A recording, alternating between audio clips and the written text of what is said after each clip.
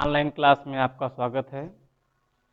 मैं DP Maurya SSIC Kanakpur विद्यालय से कक्षा 10वीं के विज्ञान के लेसन नंबर 2 में अम्ल, क्षारक एवं लवण के विषय में हमारा पाठ चल रहा है।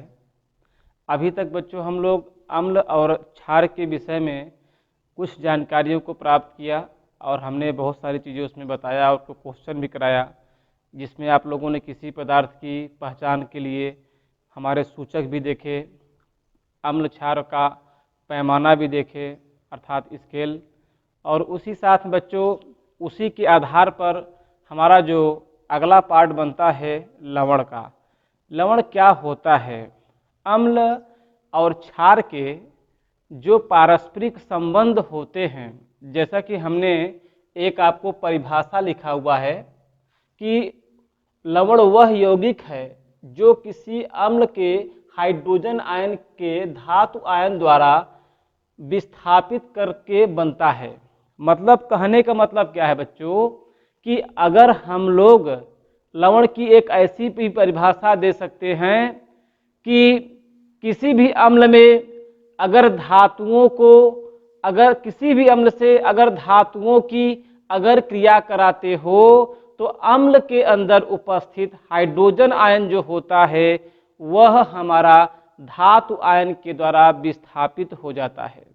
उसी क्रिया को हम इस प्रकार भी कहते हैं कि जब कोई अम्ल, कोई प्रबल अम्ल किसी प्रबल क्षार से आपस में क्रिया करता है तो बनने वाला जो हमारा पदार्थ होता है उसे हम लोग लवण कहते हैं। और अम्ल और क्षार के पारस्परिक क्रिया से बनने वाले पदार्थों की क्रिया को भी हम लोग उदासीनीकरण के नाम से भी जानते हैं।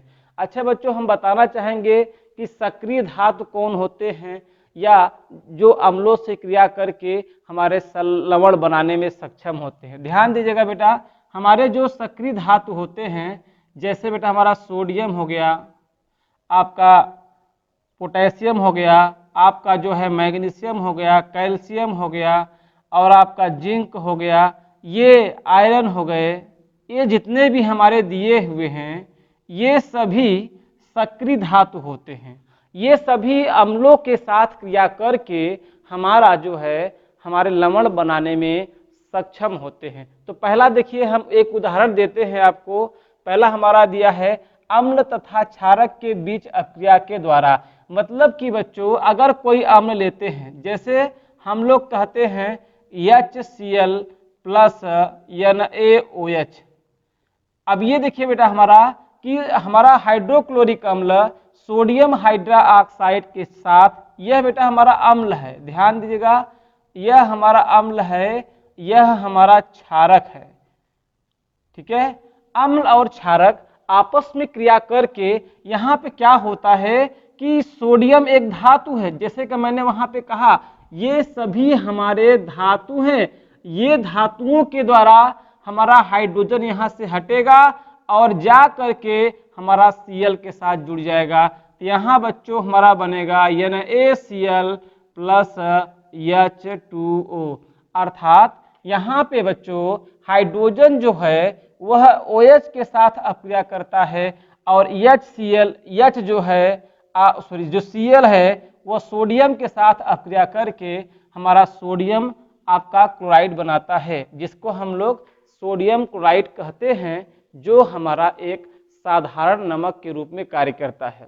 उसी प्रकार बच्चों अगर आप लोग कोई और ले लीजिए, जैसे कि हम लोग कहते हैं, मान लीजिए कि हम लोग लेते हैं H2SO4 प्लस आप ले लीजिए KOH। अब यहाँ पर भी क्या होगा कि H2SO4 हमारा एक प्रकार का अम्ल है, जबकि KOH एक हमारा क्षारक होता है। ये H2SO4 सल्फ्यूरिक अम्ल को सोडियम हाइड्रा ऑक्साइड से जब क्रिया कराते हैं तो यहाँ बनता है K2SO4 प्लस हमारा जल की प्राप्ति होती है। यहाँ पे जो बैलेंस ऑफ हमारे चीजें नहीं है हमने उसको बैलेंस कर दिया। अब आप देखिए बेटा यहाँ पे हमारा जो है ये हो गया और यहाँ हमने 2 से गुणा कर दिया तो हमारे सारे अभिक्रिया में ये संतुलित हो गए। आप देखिए बच्चा, जैसे कि हम लोग तोड़ते हैं, HCl जो होता है वो टूटेगा H प्लस में और Cl माइनस में, और NaOH का जब हम लोग आयनीकरण कराएंगे तो टूटेगा Na प्लस के रूप में और हमारा ClOH माइनस में टूटता है। यहाँ पे क्या होता है बच्चों कि धातु की जो प्लस वाला है माइनस से क्रिया कर लेगा और माइनस वाला हमारा प्लस से क्रिया करके हमारे कंपाउंड बनाते हैं। उसी प्रकार से अगर कोई कहता है H2SO4 है तो H2SO4 का जो आयनीकरण होता है ये होता है 2H plus 1 and SO4 minus 2 के रूप में टूट जाता है। और बेटा हमारा जो KOH है ये भी टूटेगा OH आपका K प्लस के रूप में, और OH हमारा माइनस के रूप में टूटता है। यह आपस में यह इसके साथ क्रिया कर लेता है और यह हमारा इसके साथ क्रिया करके हमारे बना लेते हैं कि हमारा ये लवण पोटेशियम सल्फेट एक हमारा लवण होता है। तो एक बात बच्चों यहाँ पे एक समझ में आती है हमको कि यहाँ पे हमारा ये पोटेशियम का सल्फेट प्राप्त हुआ। अगला बेटी देखिए, ये हमारा क्या हुआ कि यह एक हमारा क्या है, आप इसको लिए अम्ल कहेंगे, इसे कहेंगे क्षारक है। यह दोनों बेटा हमारा यह लवण है, यह भी क्या है, लवण है। इसका नाम क्या है तो हम लोग कहेंगे पोटेशियम सल्फेट, जबकि हमारा ये लवण इसका नाम है सोडियम क्लोराइड होता है। अब देखिए बेटा अगला हमारा दिया है किसी अम्ल की धातु के साथ क्रिया। जो हमारे सक्रिय धातु होते हैं वो सभी अम्लों के साथ क्रिया करके हाइड्रोजन आयन को उपस्थित करते, मतलब हाइड्रोजन गैस को बाहर निकालते हैं। यहाँ पे दिया है ना धातु के साथ अब क्रिया, तो कोई भी अम्ल ले लीजिए, जैसे कि बच्चों अगर हम लोग कहते हैं जिंक है, जिंक को अगर हम लोग सल्फ्यूरिक अम्ल के साथ अगर अपक्रिया कराते हैं तो ध्यान देना बच्चों कि इस अपक्रिया में हमारा जो जिंक है वो हाइड्रोजन को प्रतिस्थापित कर देगा और स्वयं बन जाएगा जिंक SO4 प्लस हमारा हाइड्रोजन गैस बाहर आ जाएगा। तो यहाँ देखिए बेटा कि जब हम लोग धातुओं को किसी भी अम्ल से क्रिया कराते हैं तो उस अवस्था में हमारा हाइड्रोजन निकल जाता है। इसको आप लोग ध्यान दीजिए। इसी अपक्रिया को हम लोग विस्थापन अपक्रिया के नाम से भी जान सकते हैं। और भी सारे हमारे कई एग्जाम्पल हो सकते हैं, जैसे मान लीजिए यही हमारा Mg हो गया।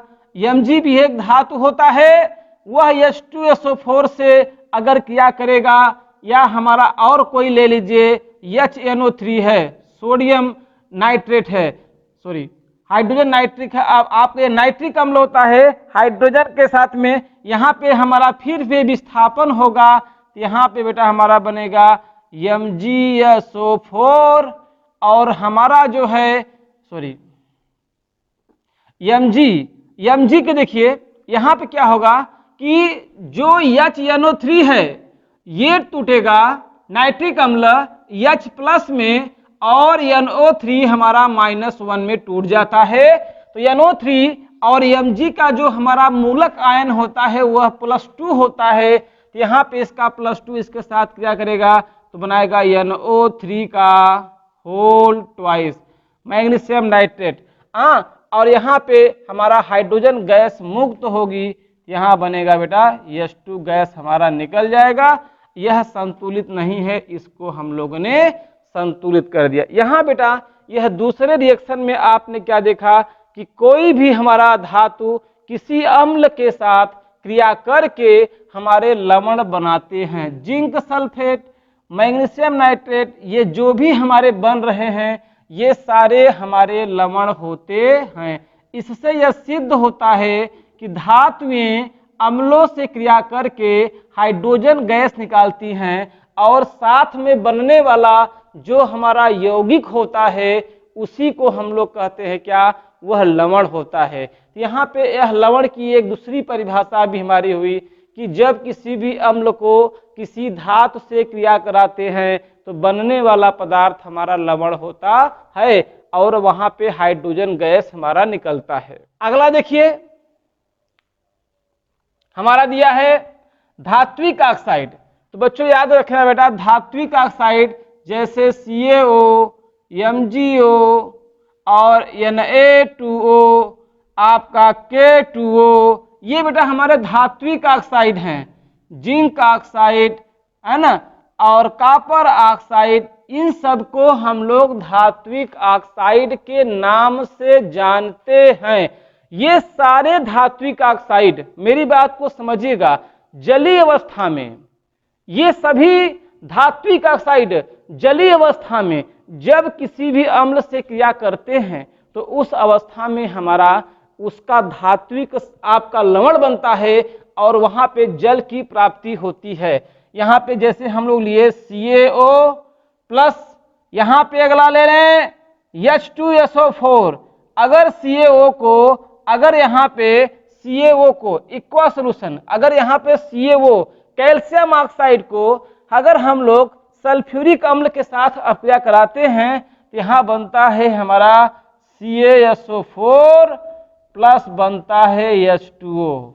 अगर कोई बोले बेटा कि यह अपक्रिया क्यों ऐसा होती है, तो याद रखना कि जिन धातुओं के ऑक्साइड होते हैं वो सभी अम्लों से क्रिया करके धात्विक हमारे लवण बनाते हैं, और धातुओं के साथ में धातुओं के ऑक्साइड हमारे जो होते हैं अम्लों से क्रिया क्यों करते हैं, क्योंकि धातुओं के जो भी ऑक्साइड होंगे ये जल से क्रिया करके बना लेते हैं अपना हाइड्रा ऑक्साइड, और उनका हाइड्रा ऑक्साइड हमारा जानते हैं कि उनका हाइड्रा ऑक्साइड अम्लों से सीधा क्रिया करके हमारा धात्विक ऑक्साइड बनाता है। तो ये देखिए बेटा, हमारा एक यहाँ पे हम लोगों ने निष्कर्ष निकाला कि लवण को कैसे हम पहचानेंगे। तो याद रखना बेटा, इन धातुओं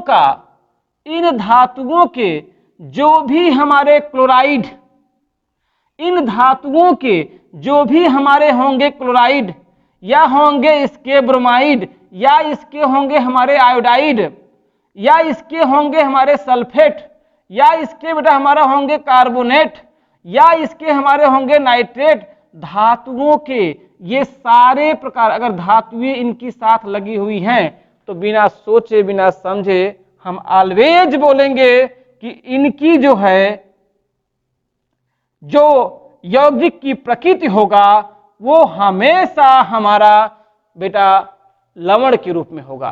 कोई बोलता है जिंक सल्फेट है तो कहेंगे लवण है। जिंक एक धातु है, धातुओं का जो भी हमारा सल्फेट होगा वो हमेशा एक हमारा लवण का निर्माण करने में सक्षम होता है। उसी प्रकार से धातुओं के कार्बोनेट होते हैं, जैसे सोडियम कार्बोनेट क्या है, यह हमारा एक लवण है। तो धातुओं के कार्बोनेट हो, धातुओं के क्लोराइड हो, धातुओं के ब्रोमाइड हो, धातुओं के आयोडाइड हो, धातुओं के नाइट्रेट हो, जो भी होंगे ये सभी हमारे एक प्रकार के लवण होते हैं। ये निश्चित रूप से मान लीजिए, ये ट्रूथ है, ये सत्य है कि इनके जो भी आपको समझ में आए कि ये धातु है, ये इसके साथ में लगा है सल्फेट के साथ में, विदाउट टेंशन का बोलो कि यह हमारा लवण है। जैसे बेटा हम कहते हैं सोडियम सल्फेट, तो सोडियम Na2SO4 ये कैसा है, तो बिना सोचे आप बोलो कि सोडियम एक प्रकार का बेटा धातु होता है, और धातुओं के साथ में जो भी सल्फेट लगेगा हमेशा कैसा होगा, तो आप कहेंगे वह बेटा हमारा लवण होगा। याद रखिएगा, ये दिमाग में इसको रखिए। ये इसकी हमारी एक विशेषता है कि ये सभी हमारे आपके इस प्रकार से हमारे कंपाउंड तैयार होते हैं। ये बहुत ही अति आवश्यक है कि धातुओं के सल्फेट क्या होंगे, धातुओं के क्लोराइड क्या होंगे। धातुओं के क्लोराइड, कोई कहता पोटेशियम क्लोराइड क्या है, पोटेशियम क्लोराइड जैसे ब्लैक सॉल्ट, ये क्या है, यह एक लवण है। कोई कहता मैग्नीशियम क्लोराइड क्या है, यह एक लवण है, क्योंकि मैग्नीशियम एक धातु होता है, और धातु किसी भी हमारे सल्फेट, क्लोराइड, ब्रोमाइड, आयोडाइड कुछ भी होंगे वो हमेशा क्या होते हैं बेटा, हमारे लवण होते हैं।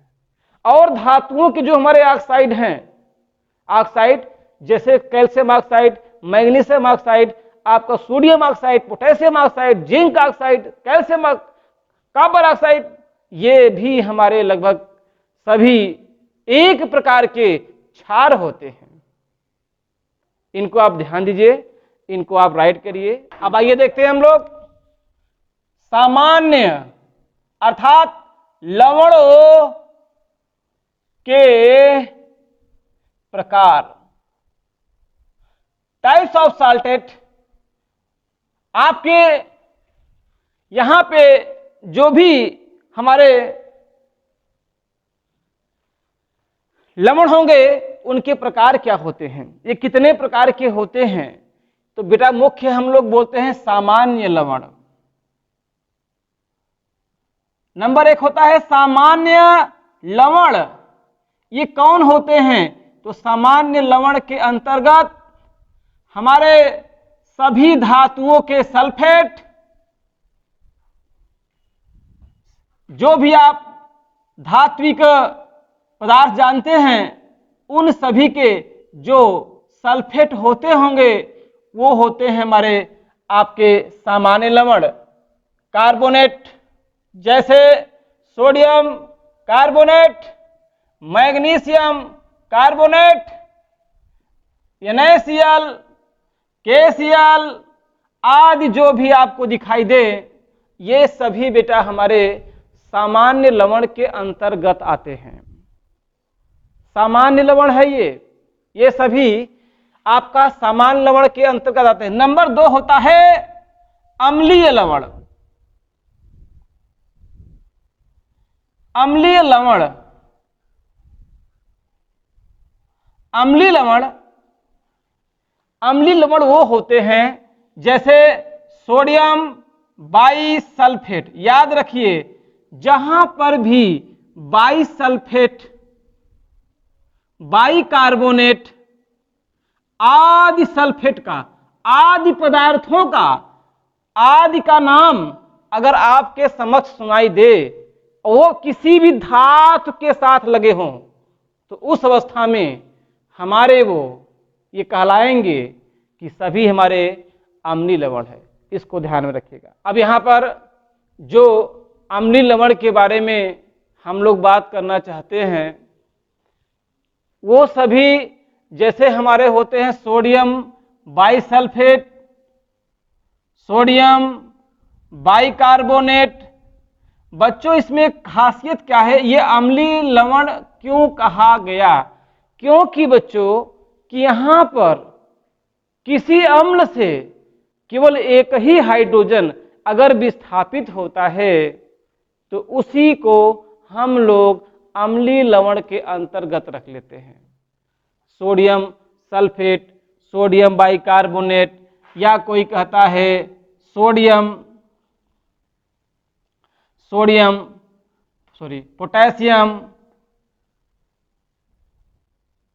पोटेशियम बाइसल्फेट या पोटेशियम बाइकार्बोनेट, ये भी हमारे जो होते हैं अम्लीय लवण के अंतर्गत देखने को प्राप्त होते हैं। इसको आप लोग बहुत ही अच्छी तरीके से समझिएगा। और एक बेटा होता है हमारा क्षारीय लवण। क्षारीय लवण का मतलब हुआ किसी के साथ, जैसे मैग्नीशियम हाइड्रोजन भी हाइड्रोक्साइड क्लोराइड है, यह बेटा एक प्रकार का हमारा जो है यह आपका क्षारीय लवण है। कौन सा बेटा हमारा ये क्षारीय लवण है, क्योंकि यहाँ पे एक OH की उपस्थिति है जिस कारण से यह एक हमारा क्षारीय लवण बना। और एक बेटा हमारे और भी होते हैं कि जिसको हम लोग कहते हैं द्विक लवण। द्विक लवण का मतलब कि जिसमें 2 लवण होते हैं, द्विक लवण। द्विक लवण डबल सॉल्ट, ये सभी जैसे हमारा बेटा हम लोग कहते हैं K2SO4 इंटू Al2SO4 का होल थ्राइस इंटू 24H2O। यहां पे देखें बेटा, यहां पे हम लोग कहेंगे कि यह एक फिटकरी का सूत्र है जो हमारा यहाँ पर दो प्रकार के आपके लवण इसमें विद्यमान है। एक बेटा हमारा पोटेशियम का सल्फेट है, एक हमारा एल्युमिनियम का सल्फेट है, और हमारा जल के 24 अणु इसमें विद्यमान है। यहाँ पे दो सल्फेट होने के कारण हम ये कहेंगे कि फिटकरी जो है एक हमारा द्विक लवण होता है ना। ध्यान देना बेटा कि यहाँ पे पोटेशियम सल्फेट एल्युमिनियम सल्फेट के दो होते हैं। ऐसे बेटा हमारा होता है आपका ferrous ammonium sulphate, ferrous ammonium sulphate, यह भी एक द्विक लवण है। माइक्रोकास्मिक लवण, यह भी एक द्विक लवण है। मतलब कि जिन यौगिकों में सल्फेट या क्लोराइड के कोई भी मिला करके अगर दो लवण उसमें विद्यमान है तो उसी को हम लोग कहते हैं द्विक लवण। और एक बेटा हमारा होता है संकर लवण। संकर लवण, संकर लवण में हमारा सबसे ज्यादा एक पहचान होता है, जैसे K4 FeCN6 टेट्रा पोटेशियम फेरोहेक्सासाइनाइड। अगर कोई भी कंपाउंड हमारे ग्रुप ब्रैकेट या स्क्वायर ब्रैकेट के अंदर अगर कोई कंपाउंड लिखा होगा तो उसी को हम लोग संकर लवण के नाम से जाना जाता है। तो बच्चों आज हम आप लोगों को लवण के विषय में और उसकी विशेषताओं के बारे में हमने जानकारी प्रदान कराया। तो इसी प्रकार से अम्ल, क्षार और यह आपका लवण का जो पाठ है ये समाप्त होता है। हम रसायन विज्ञान के अगले लेक्चर में आपको पढ़ाएंगे धातु और अधातु अर्थात लेसन नंबर 3। जो भी चीज़ें आपको इसमें समझ में ना आई हो उसको कमेंट बॉक्स में आप जरूर उसको बताने का कष्ट करिए। धन्यवाद।